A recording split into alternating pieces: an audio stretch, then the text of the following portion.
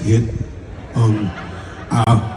You remember how, because they know a lot of, they study virology, they know a lot about finding out about viruses down in Southern Africa. So they found that virus, right, in Southern Africa. So cleverly, we all said, well, you can't come here. And they, even though they said, man, it came from there. We just found it over here in a couple of Dutch diplomats. Anyway, but we didn't hear about that because we were so busy locking all the doors. Anyway, so what I thought I should do, well, so I went to Southern Africa, and everybody, we were all, you know, being careful, and we took lots of tests, and we were all being, you know, clever and following all the rules and stuff, and it's also not as tense as it is in the States, which was nice. I mean, people still disagree about stuff, but they're not like, and you're an asshole. You know, it's not quite the same. They just like, well, if that's your problem, it's your problem. Anyway, so it was kind of a relief in that sense, but that, you know, there weren't a lot of fist fights. You know, just maybe some disappointed looks, like, oh, get vaccinated. I get it.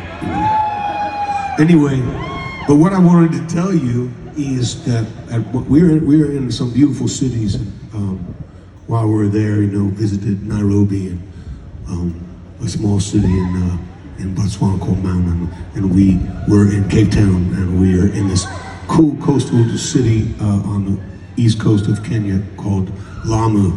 It's a strange place. It's so old, it's like 1,000 years old. So all the streets are really small, you know. So because you can't fit a car down them, but you can fit a donkey. So there's donkeys there all the time, and then you come around the corner and there's a donkey. And this may not look like a great donkey imitation, but this is a pretty good donkey imitation.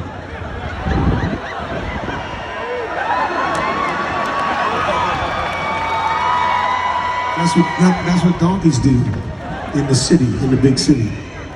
They just do that. And then, but when you come around a corner, if you're not used to it, it's a little startling. So I got startled a lot in Lamu. But just before we went to Lamu, I'm getting to the point, we were following some lions. They're very beautiful, they're very healthy looking. So, you know, sometimes you see lions and it's like, ugh, a lot of don't look like you're doing so well. That's what I've discovered. Sometimes it's like, you know, but these particular lions were very beautiful, well-fed. Who has 3 cubs who were bigger than their mom, and mom, who is obviously a good mom because she had 3 cubs that were bigger than her. And they were real lazy. The cubs were just like laying around. And then mom took off after these pigs called warthogs. She ran off after them, and the cubs just like, oh my God, I'm hungry. And then all of a sudden, a warthog who's probably thinking, I'm free, was running away from the line, but ran right into the lazy cubs, and it was horrible, and you'd like to think that it was quick. But sorry, Tim, I'll be done in a second. But it's pretty good. It's a pretty good time. But the thing that's shocking is it was quick. I mean, that fairly big pig was caught quickly when they caught it. It wasn't like might get away still. No, it was caught, but it was not dead. And you don't hear this on the David Attenborough special. We were stunned. We were not far. We were 25 feet away. We were close, and we're in the car like this. And it screamed for 2 minutes. It was terrible. That's what we, you know, some of us were crying, some of us were cold, consoling people. You know, you don't want to drive away in case they suddenly think, oh, this isn't good enough for you. And then they, you know, They tell her they definitely won't, but I'm thinking just stay still and hope we make it out alive. Anyway, but in the 2 minutes, just so if you ever think that life is cruel, you are correct. Because most of the warthog was disassembled before the 2 minute mark happened. You know, egg timer. A lot can happen in 2 minutes. So if you're ever asked, should I trust this lion to make it quick? Don't.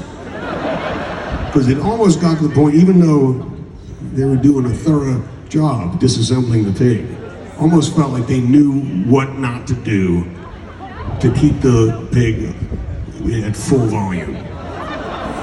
And fine, it's a terrible story, right? This is a big change. I mean, the show was going everything was fine, and then my egg salad I started to get used to the smell of the egg salad,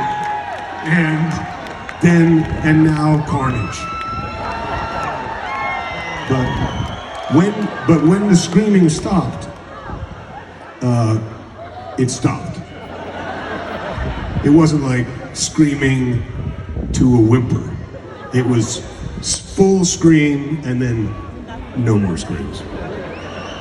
And then the girl, the young lioness walked away with the head, and the brothers ripped at each other for a while, fighting over some other part of it, and they scared Mom away. So I was like, these are shitty cubs, and they look good. So you know, if you want to get a photo, but they do not have empathy at all, none of it.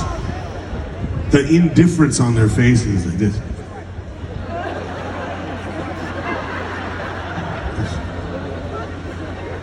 That's what happened. Let's see back in.